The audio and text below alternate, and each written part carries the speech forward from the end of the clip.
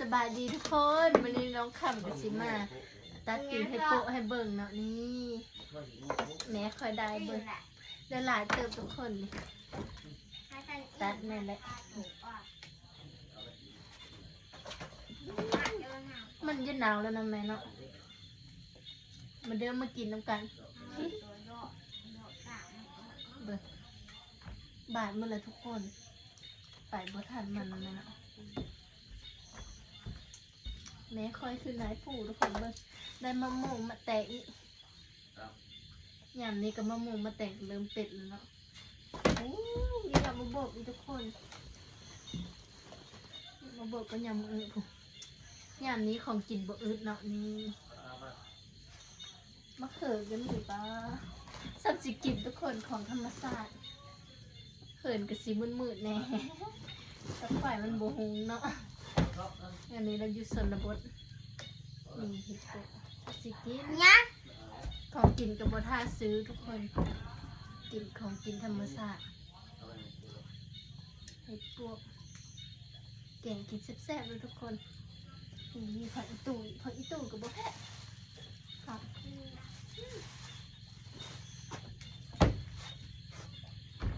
บ้านทุกคนได้ออกอีบ่เห็ดโปะ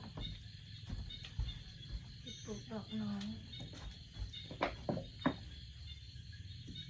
มืดแล้วทุกคนบ่เห็นยังเลยจะด่าดีล้างมาเลยบ่เอาชิ้นแยกตัวบานกับตัวจุ่มไว้ตัวจุ่มเอาไว้แกงกินตัวบานชิ้นหนึ่งเห็ดส้มทุกคนเคยกินหรือบ่ส้มเห็ดพวกแซ่บนะแซ่บกว่าสีส้มสีนี้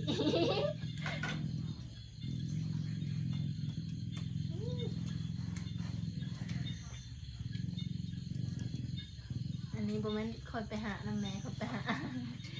นี้เด็ดไปเด็ดไป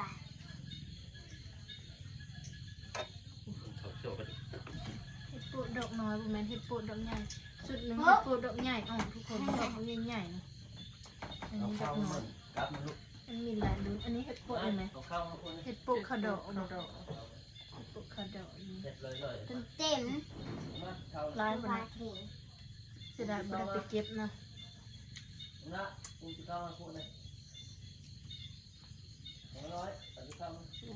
บุกระเลยยักษ์ที่พาไปใส่ที่ไปนั่นสนุกเลยนะเห็นยังไงตัดกับแม่สองคนเปิดสีแล้วทุกคนเอ้ยดึกพอแล้วมันนี่นะเฮ้ยถือไปครับให้ละเหอะเขากินธรรมชาติเลยทุกคนบุทาซีเขาขายโหลเท่าไรเดี๋ยวนี้นะแม่ไปขายจากนี้แพงเท่าไรเห็ดปู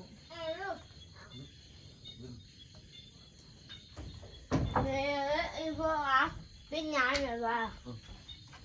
จักไปสักเคยไหนเว้าส่งมาเนี่ย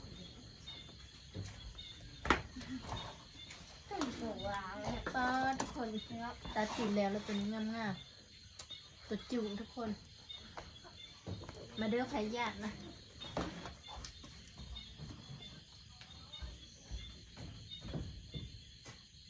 สีกบสีเขตห้องทุกคนเอ้ย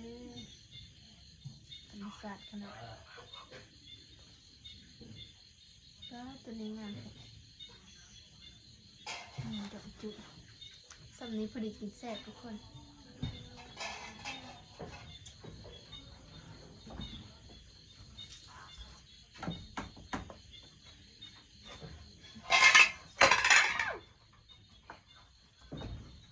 เล่นเกินการ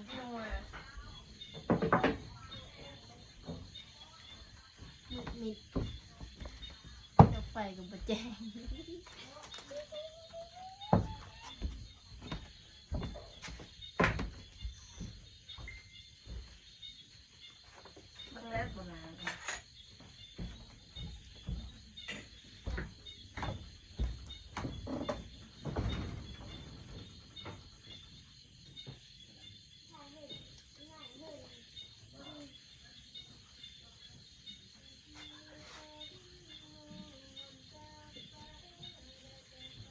นกระตกตลอดทุกคนเลยมาหากระสาวตกเมื่อกี้นี่ฝนตกปังแห้งฝนตกหลายกับน้ำท่วมแต่มันบ่ตกกระจมให้มันตกจน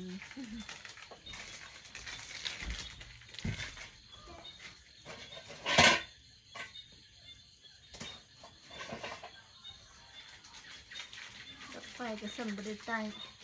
หนึ่งโขกไม่พอ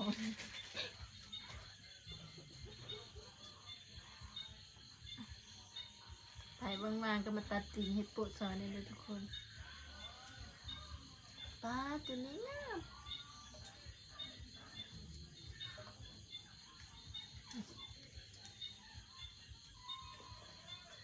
เห็ดบัวเห็ด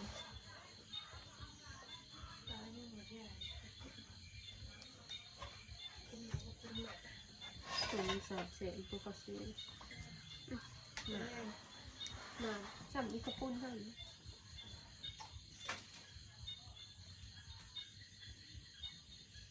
หลายคนคนจะได้เนาะ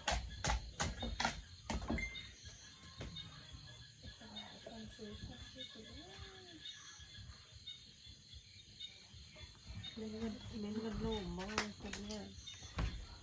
เดี๋ยวขอตัวไปตัดตีนเห็ดโปะกันเลยทุกคนจะน่าจะไปกินข้าวดึกเลยไปแล้วบ๊ายบาย